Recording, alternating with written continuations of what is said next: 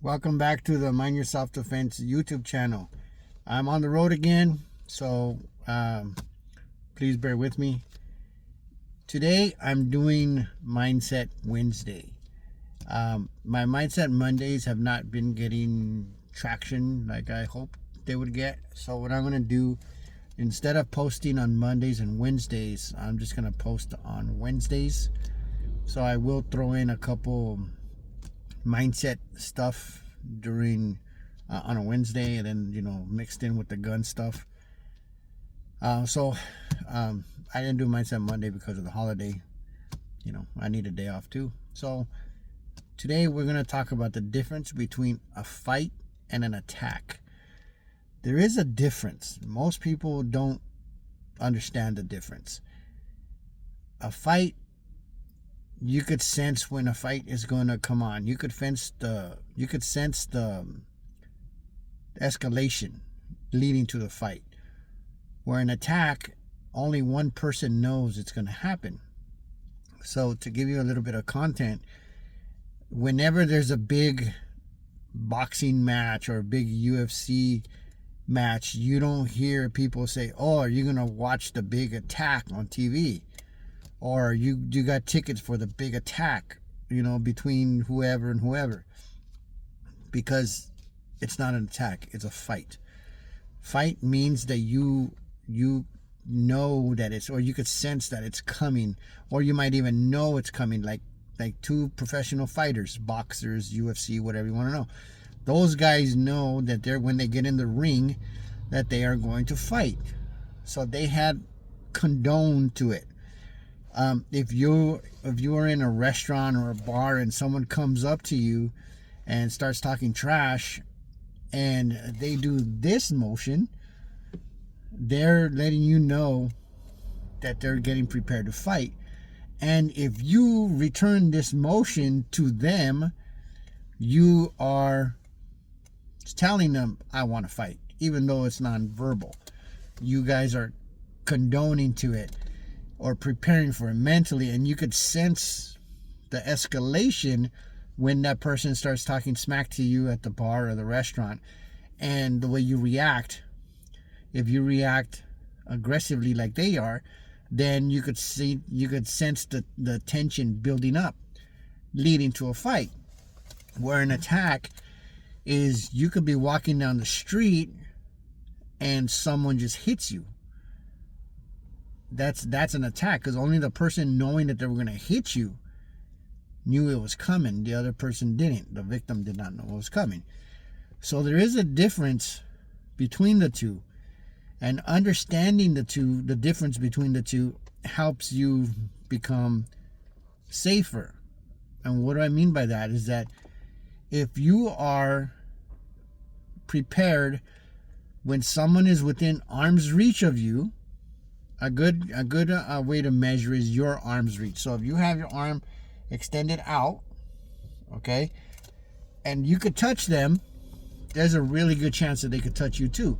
So you need to understand that if someone is within that proximity, that there's a really good chance that they could attack you and you're not going to have a lot of time to react.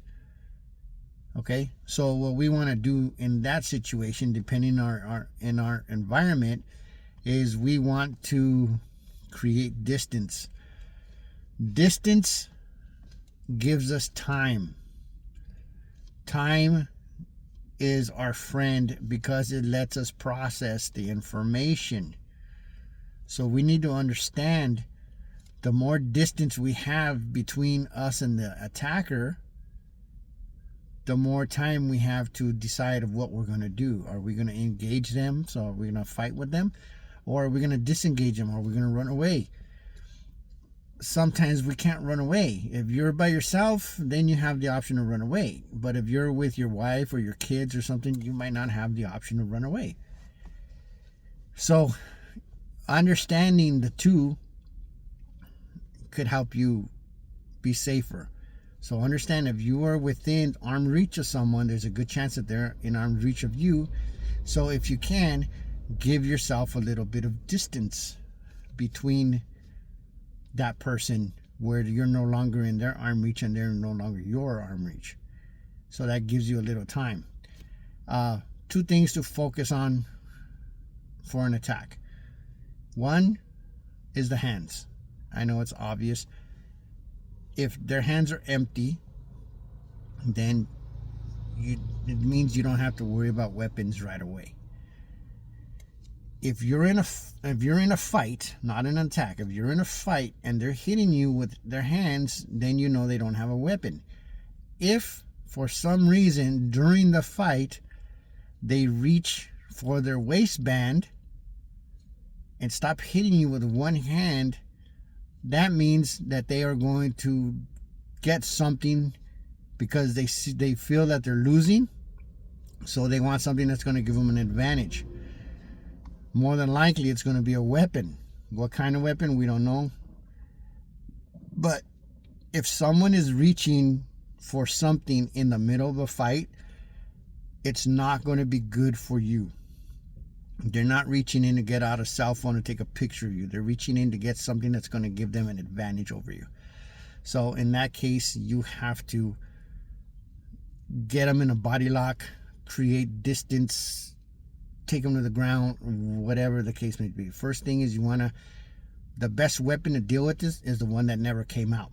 So if you see them reaching for a fight, if you see them reaching for something in the middle of a fight, then you want to wrap up that arm and take them to the ground as fast as possible and disarm them when they're on the ground. Okay? 2 ways to win a fight. You knock them out, or you take their will to fight, where they don't want to fight you no more. Okay? If the person you're fighting is doing this, that means you're winning, because they're on the defense and you're not getting hit while they're covering up. Okay? So even if you didn't start the fight or you were a victim of the attack, is you need to switch on your violent switch and be aggressive to where they're covering up and they want you to end the fight, or they want to give up, or they want to run away.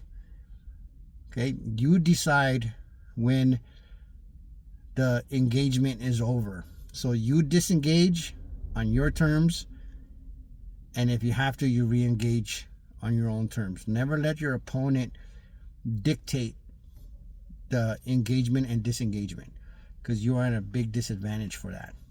Okay? So if they do get close enough to attack you, the first one is free, so that's the attack, and then you make them pay for everything else. Okay? So we want to avoid any kind of attack as best as possible. But if we're in a situation where we do get attacked, then we have to be able to use our skills. This is like where last Mindset Monday we talked about tactics versus skills. If I wasn't paying attention and I let them get close enough to me to where they could attack me, I have to withstand the initial ambush, the attack, before I could flip on my switch to use my skills in fighting. Okay? So we just want to be really cautious if the person is within arm reach of us. Like I said, if you could touch them, there's a good chance they could touch you. Okay? So we want to keep an eye on their hands, and the next one is we want to keep an eye on their feet. Feet, because of balance. If their feet are really close together, it means they don't have very good balance, so it's very easy for us to take them to the ground. It's easier to disarm the person when they're on the ground or unconscious or whatever the case may be than it is to try to disarm them in the middle of a fight. Okay, so what you want to do is you want to control the arm that has the weapon. You don't want to control the weapon. It's a lot easier to control the person than it is to control the hand that's holding the weapon. Okay, so the knife, yes, it could do damage to you, but if you're controlling the whole arm to where that person can't wield the knife, then you're better off than you trying to play catch with the knife. And even if you do catch the knife, you're not going to do yourself many favors. Okay, so I want you guys to understand that there is a difference between a fight and attack. Okay, again, a fight means you could feel the escalation and you both condone it, whether it be verbal or non-verbal. So non-verbal will be you're in a restaurant, you know, I get up, I do this, and then you get up and you do that. Okay, and that means we're gonna fight. Where that's non-verbal. And another one is you want to fight or let's fight, whatever, or you know, boxing match, UFC, they both sign contracts saying they're gonna fight. Where an attack is one person knows it coming and the other person does not. So we need to be able to withstand the initial attack or the ambush part of the attack before we could use our skills. Because if you guys are following along with the Mindset Mondays, it's a progression of understanding self-defense versus self-protection mindset, then skills versus tactic, and can you do violence. All those things correlate with each other that are leading you to this situation before we even have to get physical with our opponent. Okay, so if you guys haven't seen the other Mindset Mondays, go back and check those out, and you guys can see how there's a flow to your mindset for a fight or an attack situation. If you guys like this content, please like and subscribe, and feel free to leave comments down below. And I just want you guys, thank you so much, and remember, only you can unleash your inner badass.